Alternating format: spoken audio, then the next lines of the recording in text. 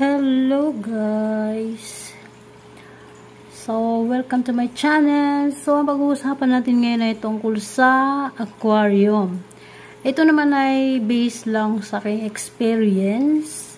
Yan, di ako expert about dito, pero i-share ko lang sa inyo para maiwasan yung pagkulay green ng tubig. So, as you can see, yung tubig namin medyo malinaw na siya. Pero dinagyan ko siya ng ilaw ngayon. So, last week, so twice akong nagpalit kasi wala pang 5 days. Nagkulay green na siya.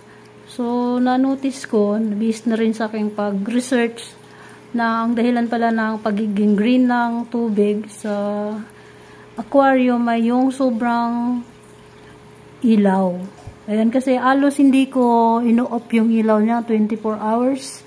Yun pala ang nagiging dahilan bakit naging green ang tubig sa sobrang init niya. Kasi mainit na nga dito sa loob ng bahay, tapos lalagyan mo pa ng ilaw yung aquarium mo ng 24 hours. So, yung tubig niya ay dahil sa sobrang init, ayan, hindi ko alam kung anong mga ibang terms, no? Basta yun yung nanonotice ko. So, ngayon, tuwing gabi ko lang siya iniilawan, or minsan wala. Kasi, para maiwasan nga yung pagiging green ng tubig, at saka hindi ka na palit ng palit. So, silililinis ko rin yan once a week yung kanyang filter. Ayan. So, ngayon, medyo malinis pa siya. So, hindi muna natin siya lilinisin. Tapos, may ilaw din siya sa taas. Ayan, yan yung ilaw niya. Kasi may alaman din siya sa loob. Ngayon kasi, wala na yung mga alaman masyado. Pero kung nakikita nyo, ayan, meron siyang maliit dyan. Tumutubo. Or yung iba, hindi ko na alam kung saan. Meron yung, nakikita nyo yung, ano, ito. Ayan, yan. Nabunot siya, pero meron siyang ano guys, meron siyang ugat. Nakikita niyo, may ugat yan. Kunin natin. Pwede mo siyang itanim ulit. Ayan pa, oh. Hindi ko alam kung nabulok ba siya. Ayan siya guys. Ayan. May ugat siya.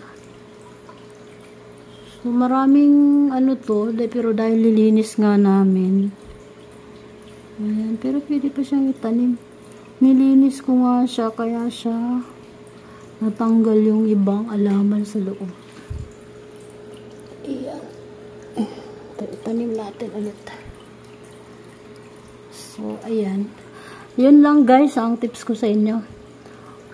Linisin nyo lang yung filter once a week, or depende sa ano ng tubig nyo. Kung kikita nyo naman na medyo madumi na siya, ayan, tanggalin nyo lang yung filter, tapos linisin.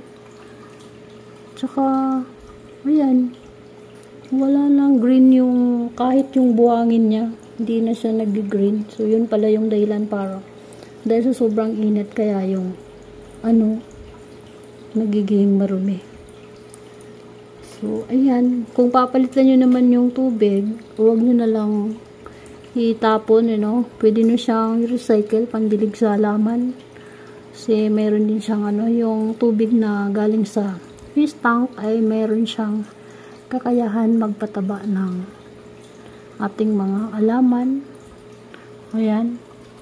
So, ayun lang guys for to this video.